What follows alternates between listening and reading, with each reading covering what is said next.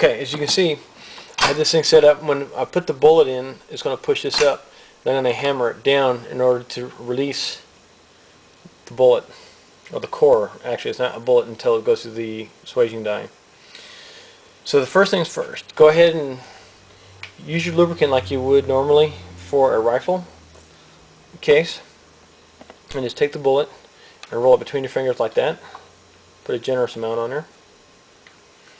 And for the bullets I'm making, this a four-step operation. The first step I do is I go ahead and set the core in there, shape it the first time. It comes out like this. It comes out like a little cylinder. But I have yet to put my gas check on there. Now, what I found with the gas checks, it's kind of a pain to do with the gas checks. Although I think they're going to work quite well. Is what I have to do is seat the gas check in there. So I'm using a 200 grain cast bullet as a ram. And all I'm doing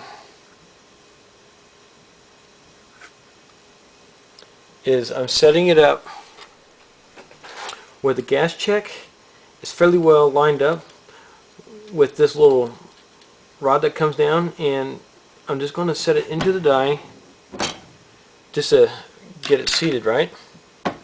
Then I just release the bullet because I don't want this to deform, because I'm just using it to seat. Now this is where things can either go right or wrong.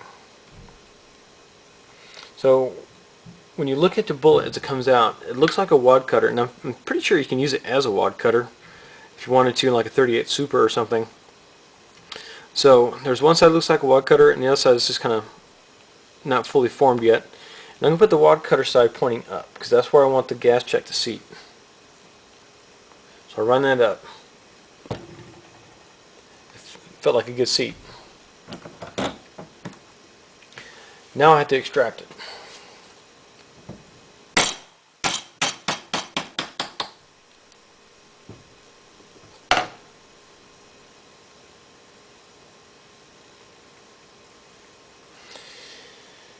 And now the gas check is seated on there, which it gives a decent seal, gas seal, and we have a basic cylindrical shape. So I'm going to do another one. And so what you're going to want to do is set up like a production line, where you're going to do a couple hundred at a time, if you like. Now what I'm doing to make things a little easier is the mold that I have is a 6-cavity mold on these guys, on these little 124 grainers, which is nice because with that, what it allows me to do is for every time I break it open, I get 6 bullets out of it, which is nice. I don't have to worry about using my single cavity mold, which I was using. It just took forever. It's just agonizingly too long of a process.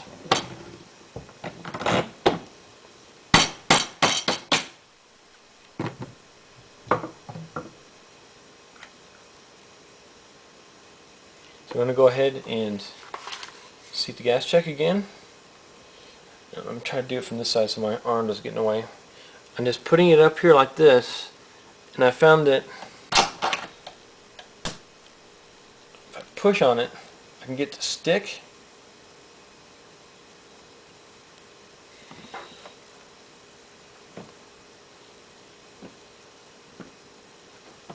And just push it until it stops.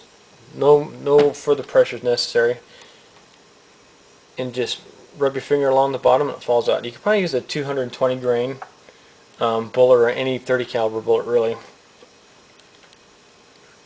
So here we go with seating the gas check to place. Now it should feel like seating a bullet inside of a 44 Magnum, like a 300 grain bullet. It should be stiff, but you shouldn't have to exert more than about 20 pounds of pressure on it. The nice thing is once you got the die set up,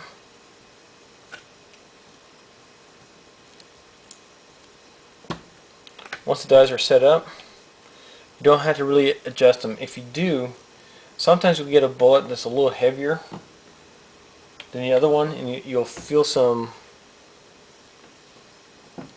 resistance on it. And all I do to alleviate the resistance so it doesn't damage the course heat punch is I back it off just a little bit like that. That usually relieves the pressure enough to where I'm not damaging any of the equipment. So let me go ahead and seat this guy. Can't tell you how awkward it is reaching across the other side of the press.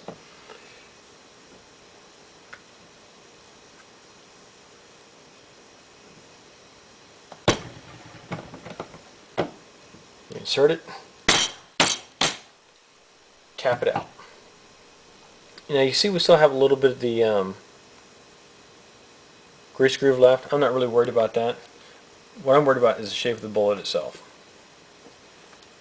So I'm going to do this again, but I want to do it with a close-up. Okay, this is close-up. Apologize for the lighting. I'm kind of in between, either we're going to have a little bit of light or too much light. So until I get some better lights, this is what we're going to be dealing with. So I'll go ahead, place the bullet onto the course seating ram, punch rather. Then I run the ram up, and you'll feel it squish. It's kind of has a strange feeling to it. Then I'm just going to punch out. Let me see if I do this without. If I run the camera focus here. And there it comes out.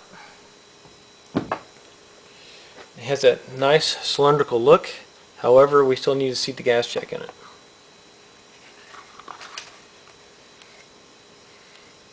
So you see how I can push up and down on that?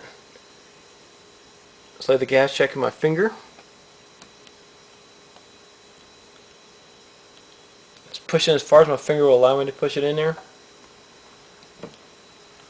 Now I use this bullet, this ramrod, basically, just get it to where it stops. Then when I just rub my finger on it, it falls right out. Then I take the bullet with the wad cutter face facing up.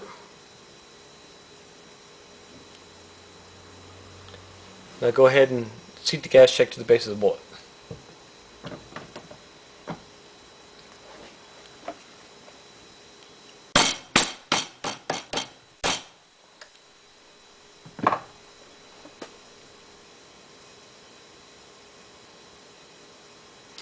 There we have it. Really straightforward. Watch your pressure. Don't overexert it. And I'm doing my best not to bulge this out again. I already destroyed one, and I showed you guys what that looked like. But this is, I'm reshooting this because the light wasn't good on the last one. So I'm going to go ahead and switch dies and camera angles. We're going to go ahead and put the swaging die in, put the ogive and the hollow point onto the bullet. Okay, we can go ahead and seat the swaging ram in, punch rather. And we're going to go ahead and seat the hollow point swaging die. Now, one note of caution, make sure when you have your cores formed, have a little container for them. I'm using these electrical tape boxes that I keep around, because if you get any contamination on them, any grit, anything, it's going to scratch the inside of your dies. Now this die is already indexed, and I'm not going to go ahead and re-index it, because this is just a basic what swaging is. So now that I got them in there, it's the same principle as setting it up. Go ahead and set it the same way. Now this one, however, I'm going to have to show you in a different angle that it's not all the way up like the core seating punch is. And the reason is the actual swage in here that puts the ogive on the bullet is in the die. It's not adjustable. The part that's actually adjustable is the hollow pointing portion of it.